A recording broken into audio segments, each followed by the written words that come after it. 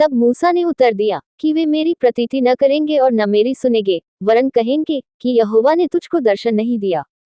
यहोवा ने उससे कहा, तेरे हाथ में वह क्या है? वह बोला, लाठी। उसने कहा, उसे भूमि पर डाल दे। जब उसने उसे भूमि पर डाला तब वो सर्प बन गई, और मूसा उसके सामने से भागा। तब यहोवा ने मूसा से कहा, हाथ बढ़ाकर उसकी पूंछ पकड़ ले कि वे लोग प्रतीति करें कि तुम्हारे पितरों के परमेश्वर अर्थात इब्राहिम के परमेश्वर, इसहाक के परमेश्वर और याकूब के परमेश्वर यहोवा ने तुझको दर्शन दिया है। तब उसने हाथ बढ़ाकर उसको पकड़ा, तब वह उसके हाथ में फिर लाठी बन गई। फिर यहोवा ने उससे यह भी कहा कि अपना हाथ छाती पर रखकर ढांप। सो उसने अपना हाथ छाती पर रखकर ढांप लिया। फिर जब उसे निकाला तब क्या देखा कि उसका हाथ कोढ़ के कारण हिम के समान श्वेत हो गया है। तब उसने कहा, अपना हाथ छाती पर फिर रखकर ढांप। और उसने अपना हाथ छाती पर रखकर ढांप लिया। और जब उसने उसको छाती पर से निकाला तब क्या देखता है कि वह फिर सारी देह के समान हो गया। तब यहोवा ने कहा, यदि वे तेरी बात की प्रतीति न करें और पहले चिन्ह को न माने, तो दूसरे चिन्ह की प्रतीति करेंगे। और यदि वे इन दोनों चिन्हों की प्रतीति न करें और तेरी बात को न माने, तब तू नील नदी से कुछ जल लेकर सूखी भूमि पर डालना, और जो जल तू नदी से निकालेगा वह सूखी भूमि पर लोहू बन जाएगा। मूसा ने यहोवा से कहा, हे मेरे प्रभु, मैं बोलने में निपुण नहीं, न तो पहले था और न जब से तू अपने दास से बातें करने लगा, मैं तो मुंह और जीभ का भद्दा हूँ।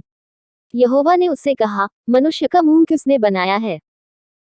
और मनुष्य को गूंगा, व बहिरा, व देखने वाला, व अंधा, मुझ यहोवा को छोड़ कौन बनाता है? अब जा, मैं तेरे मुख के संग होकर जो तुझे कहना होगा वह तुझे सिखलाता जाऊंगा। उसने कहा, हे मेरे प्रभु, जिसको तू चाहे उसी के हाथ से भेज। तब यहोवा का कोप मूसा पर भड़का और उसने कहा, क्या तेरा भाई लेविया हारून नहीं है?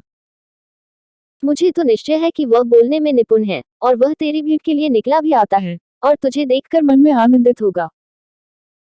इसलिए तू उसे ये बातें सिखाना, और मैं उसके मुख के संग और तेरे मुख के संग होकर जो कुछ तुम्हें करना होगा वह तुमको सिखलाता जाऊंगा। और वह तेरी ओर से लोगों से बातें किया करेगा, वह तेरे लिए मुंह और तू उसके लिए परमेश्वर ठहरेगा।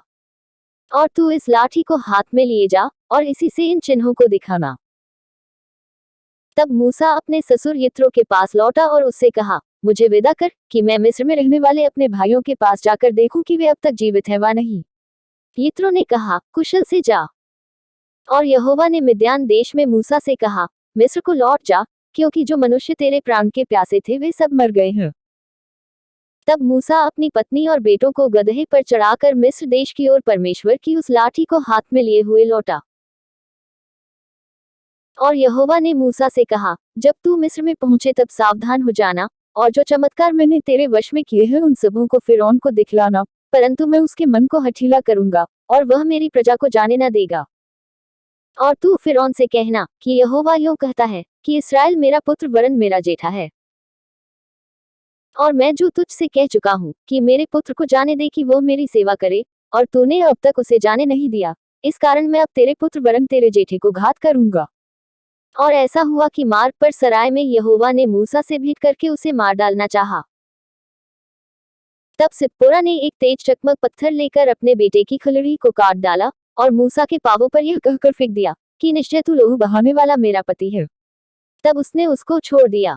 और उसी समय खतने के कारण वह बोली, तू लहू बहाने वाला पति है। तब यहोवा ने हारून से कहा, मूसा से भेंट करने को जंगल में जा। और वह गया, और परमेश्वर के पर्वत पर उससे मिला और उसको चूमा। तब मूसा ने हारून को यह बतलाया कि यहोवा ने क्या क्या बातें कहकर उसको भेजा है, और कौन कौन से चिन्ह दिखलाने की आज्ञा उसे दी है। तब मूसा और हारून ने जाकर इस्राएलियों के सब पुरनियों को इकट्ठा किया। और जितनी बातें यहोवा ने मूसा से कही थी वह सब हारून ने उन्हें सुनाई, और लोगों के सामने वे चिन्ह भी दिखलाए। और लोगों ने उनकी प्रतीति की, और यह सुनकर कि यहोवा ने इस्राएलियों की सुधि ली और उनके दुख पर दृष्टि की है, उन्होंने सिर झुकाकर दंडवत की।